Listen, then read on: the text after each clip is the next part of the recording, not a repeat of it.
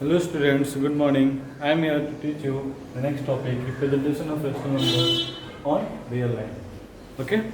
Since you know that I have already taught you about the fundamental concept of number system in our previous video. So before watching this video, you must go through those videos so that you have the clear concept of number system. Okay? It is known to all that this is a number line. In the middle of the number line there is 0, and to the right side of this 0 there are positive integers, and the left there are negative integers. Okay, we have to learn how to represent a rational number on the real line. I'll teach you two methods. Okay, and it's very easy and very simple. You must have studied about this type of questions in your previous class, I mean in class 8. Okay, so let's start. If you are given a question,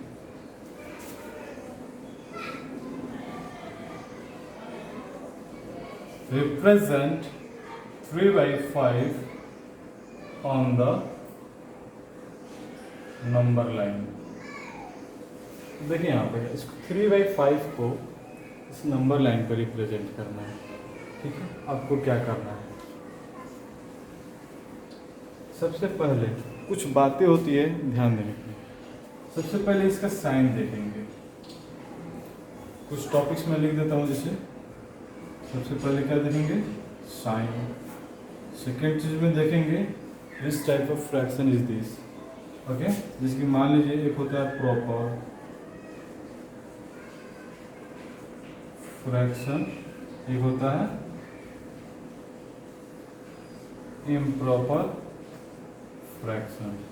अच्छा, इसको मत देखिए, आप simply देखिए इसका जो denominator है वो बड़ा है या छोटा है. अगर डिनोमिनेटर बड़ा होगा, न्यूमरेटर छोटा होगा, जैसे कि ये नंबर है, ठीक है ना, उसको प्रॉपर फ्रैक्शन बोलेंगे.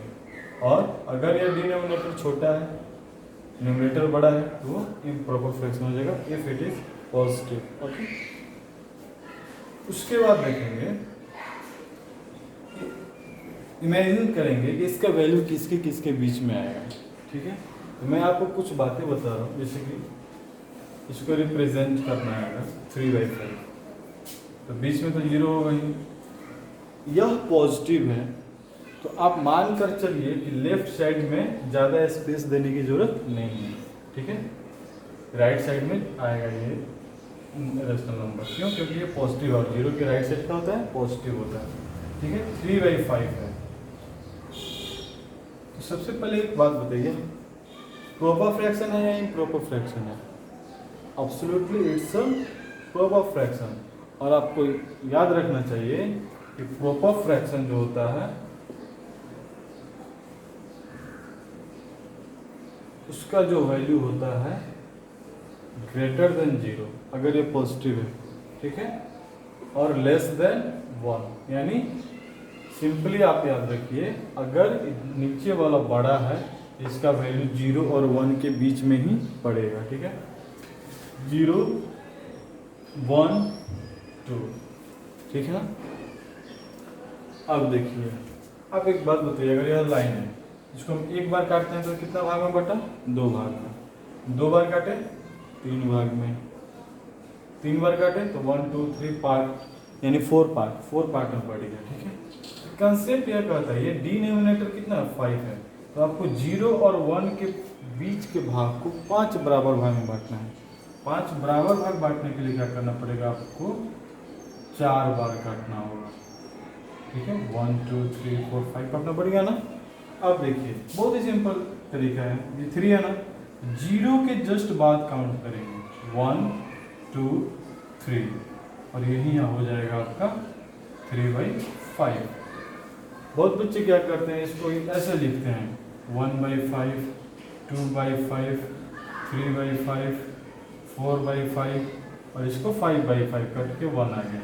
क्या जरूरत है इतना लिखने की? कोई जरूरत नहीं है. आपको जिससे काम है डायरेक्ट उसको रिप्रेजेंट करो. अगले क्वेश्चन में आपको क्लियर हो जाएगा. इसको आप नोट करेंगे, स्क्रीनशॉट ले लीजिए.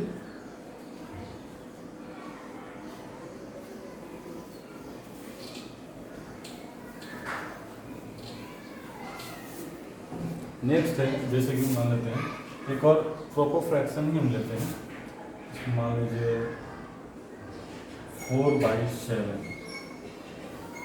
जैसे ही 4/7 आया पॉजिटिव है, 0 को हम यहाँ भी लिख सकते हैं, इधर का स्पेस का कोई यूज ही नहीं है ना, 1 2, चूँकि यह 4/7 प्रॉपर फ्रैक्शन है तो 0 और 1 के बीच में वैल्यू आएगा। क्यों? क्योंकि 4 में जब आप 7 से डिवाइड करोगे तो 1 से कम ही आएगा ना, एटलीस्ट 1 आए। इसके लिए यह जरूरी है कि न्यूमरेटर भी 7 ही रहे, लेकिन ये 7 से छोटा है तो 0 और 1 के बीच में वैल्यू आएगा। हमारे कॉन्सेप्ट क्या है, डिनोमिनेटर कितना है यहाँ पर 7, तो 0 से 1 के बीच के जो पार्ट है उसको 7 इक्वल पार्ट में बांटेंगे, और 7 इक्वल पार्ट में बांटने के लिए 6 बार काटना पड़ेगा। ठीक है, तो 1 2 3 4 5 6 काट दिए। न्यूमरेटर कितना है 4, 0 के बाद काउंट करते हैं, ध्यान देना 1 2 3 4, और यही हो जाएगा कितना 4/7। ठीक है, अगर हम कोई इम्प्रॉपर फ्रैक्शन लेते हैं या इसी में जैसे कि निगेटिव ले लेते हैं -3/7, ठीक है, कुछ नहीं है, जो काम हम 0 के राइट साइड कर रहे थे पॉजिटिव के लिए, सेम वही कंसेप्ट, सेम वही काम 0 के लेफ्ट साइड करेंगे निगेटिव नंबर के लिए। कैसे? निगेटिव नंबर है 0 ले लीजिए, पॉजिटिव नंबर्स का तो काम नहीं है 1 2 एंड सो ऑन। ठीक है, सॉरी -1 -2, ठीक है। ये नीचे कितना है, डिनोमिनेटर 7 है, और चूंकि ऊपर छोटा है इससे, यानी 0 और 1 के बीच में ही आएगा इसका वैल्यू। ठीक है, कितना भाग में बांटना है 7, तो कितना बार करना पड़ेगा 6 टाइम्स, 1 2 3 4 5 6, ऊपर कितना है 3, 0 के बाद काउंट करेंगे 1 2 3, और यही जो हमारा होगा ये -3/7 होगा। ठीक है, आई होप कि आपको आपको प्रॉपर फ्रैक्शन यानी जिसका डिनोमिनेटर बड़ा हो और न्यूमरेटर छोटा हो उसको रिप्रेजेंट करने आपको आ गया होगा, चाहे वो पॉजिटिव हो या नेगेटिव। अब हम दूसरे टाइप के नंबर्स के बारे में, जैसे कि इम्प्रॉपर फ्रैक्शंस के, या वो जिसका डिनोमिनेटर छोटा हो और न्यूमरेटर बड़ा हो, वैसे रेशनल नंबर्स के बारे में हम लोग पढ़ेंगे। इसको नोट कीजिए। अब देखिएगा, मान लीजिए आ जाए 5/15/4, ठीक है, इसको रिप्रेजेंट करना है।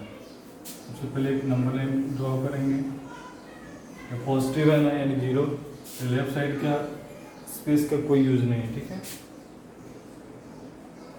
1 2 3 4।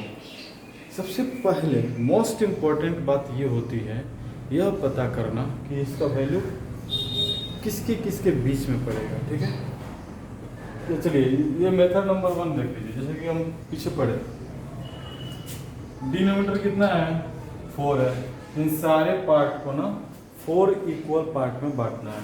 तो 4 इक्वल पार्ट में बांटने के लिए 3 बार काटना होगा हर पार्ट को, 1 2 3 1 2 3 1 2 3 1 2 3 एंड सो ऑन। ओके, ऊपर कितना है 15 है। अब 0 के बाद काउंट करेंगे 1 2 3 4 5 6 7 8 10 11 12 13 14 15, ये है ना, यही हमारा हो जाएगा 15/4। I hope it's a very easy method, okay.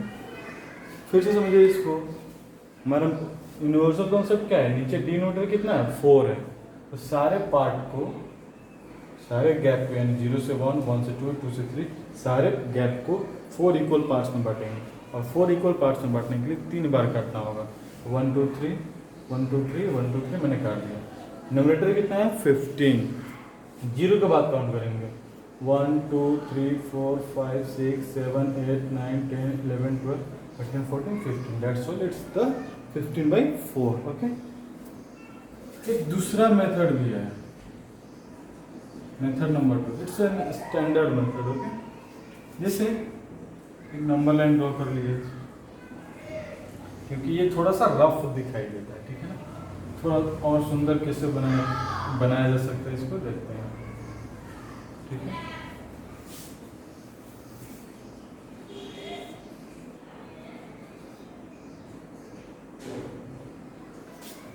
हमारा क्वेश्चन है 15/4 को इस नंबर लाइन पर रिप्रेजेंट करना है। आप इसको सबसे पहले मिक्स्ड फ्रैक्शन में कन्वर्ट कर लीजिए। जब आप इसको मिक्स्ड फ्रैक्शन में कन्वर्ट कीजिए तो कितना आएगा, 3/4।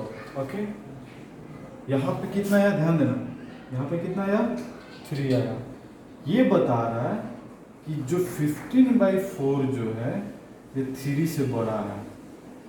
ठीक है, अगर 3 से बड़ा होगा तो छोटा किससे होगा, 4 से। यानी 15/4 ये जो वैल्यू है ग्रेटर देन 3 है और लेस देन 4 है। ये तो कंफर्म है कि 3 से बड़ा है, लेकिन आप पूछोगे सर ये कैसे पता चला कि 4 से छोटा है। आप एक बात बताइए, 15/4 है, कम से कम 4 बार में ये डिविजिबल हो, इसके लिए तो ऊपर 16 होना चाहिए जो कि 15 से बड़ा है। यानी 16/4 होगा तब ना कम से कम न्यूमरेटर का वैल्यू कितना हो जिससे यह कम से कम 4 आ जाए, तो 16। लेकिन यहाँ पे क्या है 15 है जो कि 16 से छोटा है, इसलिए ये 15/4 जो होगा 4 से छोटा होगा और 3 से बड़ा होगा। ठीक है, आप सिंपली इतना देखो ना, ये जो इंटीजर में आ जाए ना 3, इसका मतलब वो 3 से बड़ा और 3 के बाद क्या होता है 4 से छोटा। ठीक है, डिनोमिनेटर कितना है यहाँ पर देखिए 4 है ना, 3 से बड़ा 4 से छोटा, यानी आपको इन सारे पार्ट को डिवाइड करने का कोई जरूरत नहीं है, सिर्फ इसी गैप को आप 4 इक्वल पार्ट में बांट दीजिए। यहाँ पे 4 है ना, तो 4 पार्ट में बांटना है तो 3 बार काटना पड़ेगा, 1 2 3। ठीक है ना, अब 3 को ढकने के बाद क्या है 3/4, वो न्यूमरेटर कितना है 3 है, यानी इस 3 के बाद 3 काउंट कीजिए 1 2 3 और यही आपका हो जाएगा 15/4। देखिए यहाँ पर भी 4 के जस्ट पहले वाला पार्ट था, 4 के जस्ट पहले वाला पॉइंट था 15। ये बहुत अच्छा मेथड है, इसको आप जरूर अच्छे से ध्यान देकर समझिए। ठीक है, एक बार मैं रिकेप कर दे रहा हूँ कैसे करना है। जो भी नंबर हो, जो भी रेशनल नंबर हो, इसको आप क्या करेंगे मिक्स्ड फ्रैक्शन में कन्वर्ट कर देंगे। ठीक है, यहाँ पे 3 इंटीजर 3/4 आ रहा है, इसका मतलब है 3 से बड़ा है और इसका वैल्यू 4 से छोटा है, इसलिए आपको 3 और 4 वाले बीच के भाग को, यहाँ पे डिनोमिनेटर 4 है ना, 4 इक्वल पार्ट में बांटना होगा। ठीक है, तो 3 बार काटे तो यहाँ पे न्यूमरेटर कितना बच रहा है 3, यहाँ से काउंट करेंगे 1 2 3, ये हो जाएगा 15/4 आपका आंसर। नोट कीजिए।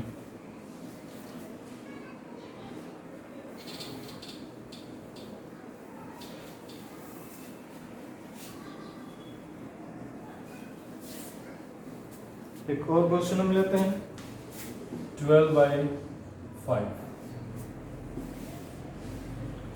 12/5 को अगर मिक्स्ड फ्रैक्शन में कन्वर्ट करेंगे क्या आएगा, अगर हम यहाँ पर 11 लेते हैं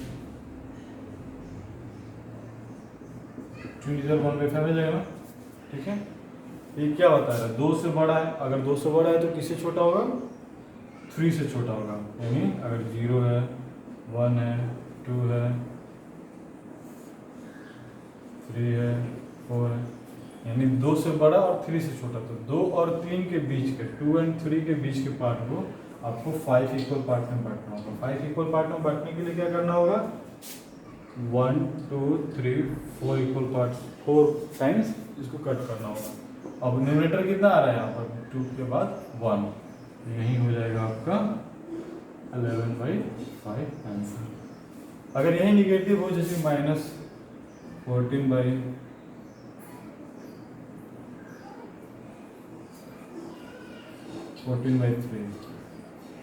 कोई बात नहीं, निगेटिव है ना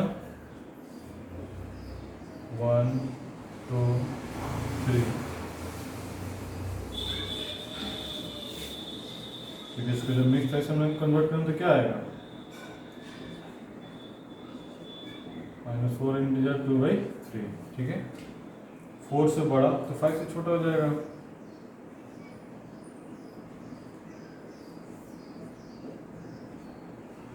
ठीक है, ये सब नेगेटिव नंबर्स हो जाएंगे, फिर है ना कि लेफ्ट साइड है, 4 से बड़ा तो 5 से छोटा, तो -4 और -5 के बीच के भाग को कितना बार भाग में काटेंगे 3 भाग में।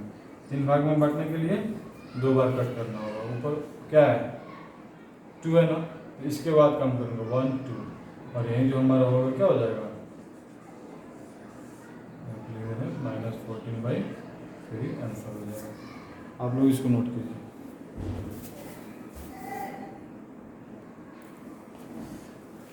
आई होप अब आपको representation of rational numbers on real line बहुत समझ में आ गया है।